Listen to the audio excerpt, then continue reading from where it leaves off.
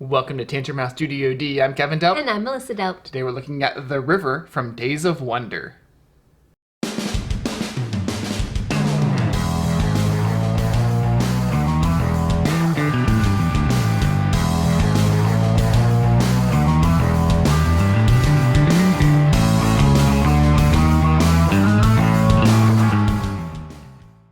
The River is a worker placement resource management game for 2 to 4 players. It's published by Days of Wonder. It takes about 30 to 45 minutes to play, and they sent us this copy to review. Players will be sending out their pioneers to gather resources, claim terrain along the river, and construct buildings. Whoever has the most points at the end of the game wins. Let's look at the components. There's a main game board and player boards, tiles, cards, meeples, resources, and tokens. During setup, you'll place out the tiles, resources, cards, and tokens based on the number of players. Each player will also draft a starting terrain tile.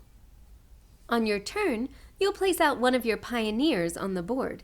You could collect resources like clay, wood, or stone. The amount you take is based on the number of the matching icons on your player board. You have to store your resources in barns, though. Or you could gain a terrain tile to add to your player board. You could reserve a building card, sort of like reserving a card in Splendor. You could go here to construct a building card by paying the necessary resources indicated on the card.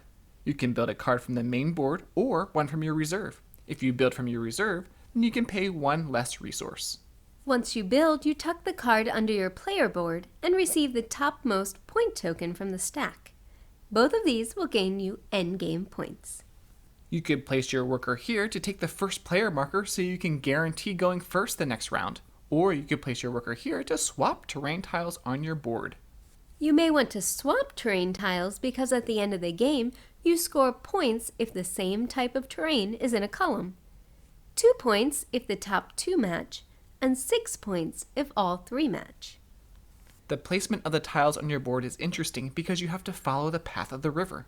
You'll be covering up icons on your board, but hopefully gaining better tiles that give you more options in the game. Eventually, you'll start covering up pioneers, and you'll lose a pioneer to the settlement at the end of the round.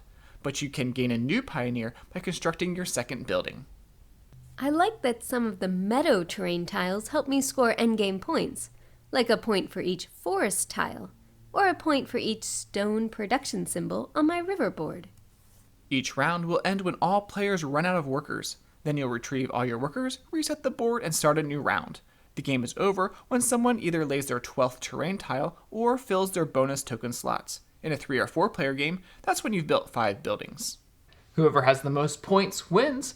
This game plays a lot faster than a game like Ticket to Ride, although I think there's a little bit more involved. You have to keep track of your terrain tiles, your resources, your workers, and what buildings you're going after. There was one game where I was collecting resources for a specific building, but then someone else went and built it before I had a chance to. So I probably should have taken the time to reserve that building. The player interaction in this game is fairly indirect. You can block spots from people or take a terrain tile or building that someone else might want. You're going to get a lot of points from your buildings, especially if you can build fast, because you'll also get the higher point scoring tokens that are out. So you have to decide if you want to build an easier, lower point building and grab that 6-point token, or try to go for the bigger buildings. I like the tension of how many terrain tiles should I put on my board. The more I have, the more resources I can probably gain and storage I have.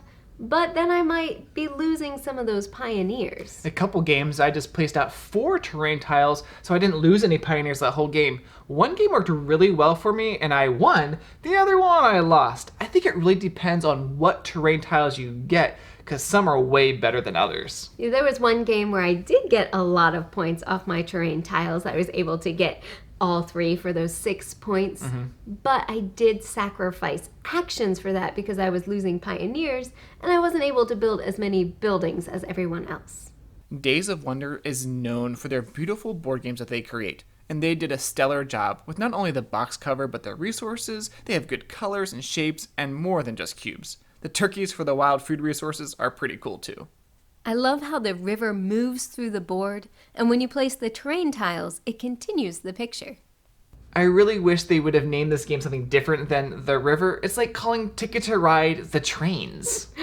Now, I would categorize this game as probably Gateway Plus. I could see it working for someone who's already played a few Gateway games but wants something a little bit more. Or maybe it's for people who want that worker placement experience, but they don't want an hour-and-a-half game, so they want something that's about half the time. So if this sounds like something you would enjoy, then check out The River from Days of Wonder and be sure to subscribe to Tantrum House.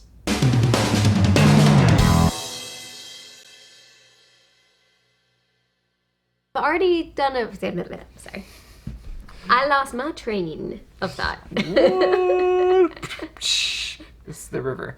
You lost your flow. Can you look to the right? Kevin, you're so silly. Yep, and look forward.